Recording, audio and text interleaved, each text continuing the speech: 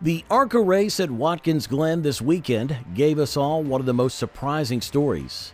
The industry got a 15-year-old winning on debut, a powerhouse team falling apart late, and an unexpected name stealing the spotlight.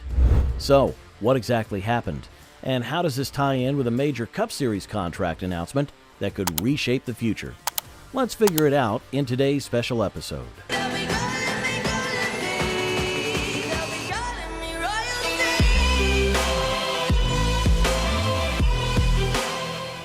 The race itself was intense from the start. Brent Cruz, driving the Joe Gibbs Racing number 18, was the dominant force for most of the event. However, racing is never predictable, and mechanical issues can change everything in seconds. Late in the race, Cruz's car suffered an electrical issue that took him out of contention. That mechanical problem handed the lead to Tristan McKe, driving the Spire Motorsport Chevrolet. McKe didn't waste the chance. He kept his composure under pressure, executed clean laps, and crossed the finish line first. For a driver making his debut, this was nothing short of remarkable. The context makes it even more impressive. This was only the second ARCA race ever for Spire Motorsports, a team still building its presence in the series. McKe himself was a relative unknown to many casual fans before the race. However, those who follow NASCAR's development ladder closely already knew his potential.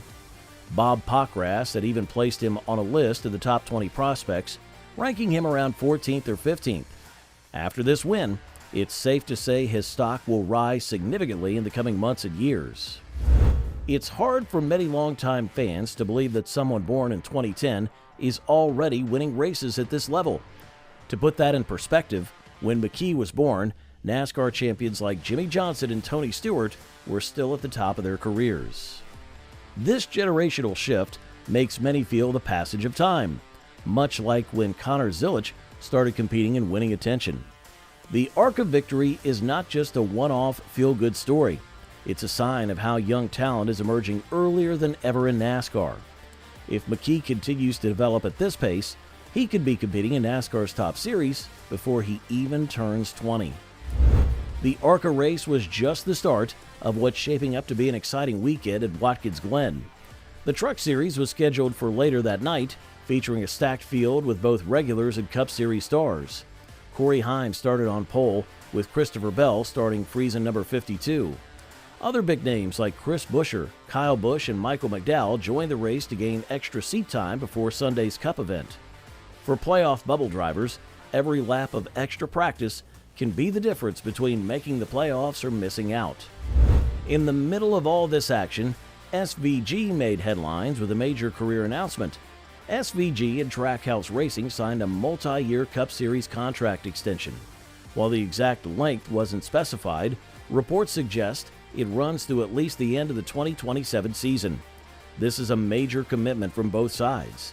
SVG left behind a hugely successful V8 Supercars career in New Zealand to compete in NASCAR, learning not just new cars but also oval racing, a discipline completely different from his road course background.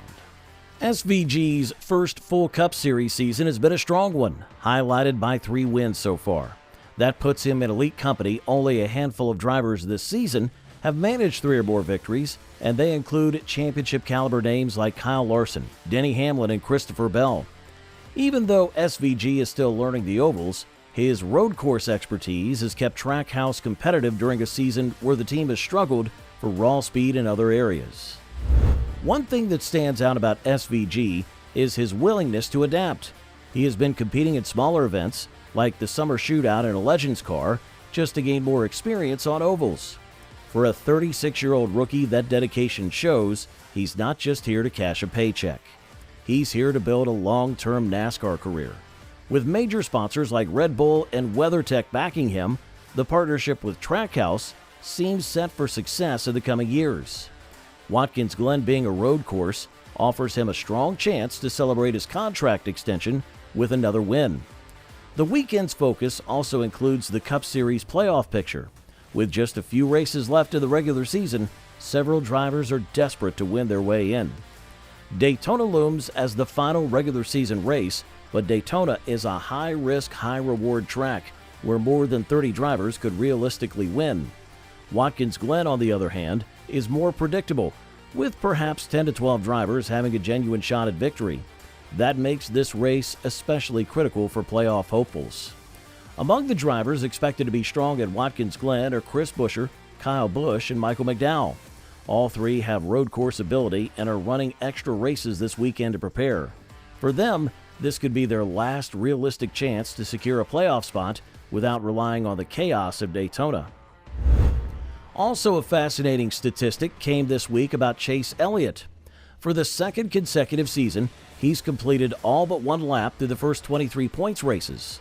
Only one other driver in modern NASCAR history has matched that kind of consistency, Matt Kenseth, during his 2003 championship season. That year, Kenseth won the title under the old Winston Cup full season points format, not by winning the most races, but by being incredibly consistent. Carson Hocevar is also one of the most unpredictable young drivers in the Cup Series right now. In terms of qualifying speed on road courses, he has been impressive. Earlier this season, he qualified as high as second and also started fourth at another road course. That shows raw pace is not his problem. The challenge is putting together a complete race. Road courses require not only speed, but also patience, strategy, and clean driving. Unfortunately, Hocevar has 3 finishes outside the top 30 on road courses this season. That's a huge contrast from his better runs, and still, there's reason for hope. Next up is A.J. Allmendinger, a driver with a long and successful history on road courses. Allmendinger is well known for his skill on these layouts. He won at Watkins Glen back in 2014, although that was with a different team in a completely different generation of car. More recently, he grabbed a road course win at the Charlotte Roval in 2022. That proves he still knows how to get the job done when things go right. But in 2025, his road course results have been more disappointing. He has yet to score a top 5 finish on these tracks this season. In third place on this list of most likely spoilers is Ty Gibbs. At just 21 years old, Gibbs has already shown he can compete with the best on road courses. This season, he finished second on the tricky streets of Chicago and 7th at Sonoma Raceway. He also led 27 laps at Mexico City before fading later in the event. The second most likely contender to upset SVG is Kyle Busch. Busch has been a 2-time Cup Series champion, and while 2025 has not been his best year overall, his road course performances have been encouraging. He has 2 top 5 finishes on road courses this year and another top 10. At Circuit of the Americas earlier this season, Busch led more than 40 laps, the most of any driver in that race. That showed he can run at the front for long stretches against strong competition. In fact, he's one of the very few drivers who have been able to match Van Gisbergen's pace for any significant time this season. Busch's crew chief, Randall Burnett, has also had previous success on road courses, winning multiple races with Tyler Reddick before Busch joined the team. If things fall into place, Busch has both the talent and the team to break through. Finally, at the top of the list is Michael McDowell. While he may not have the same superstar reputation as Kyle Busch, McDowell's road course record this year is outstanding. What makes him even more dangerous this weekend is he'll be racing in both the Xfinity Series and Cup Series events at Watkins Glen. On Saturday, he'll drive the number 11 Colleague racing car in Xfinity, giving him dozens of extra laps on the track before Sunday's main event.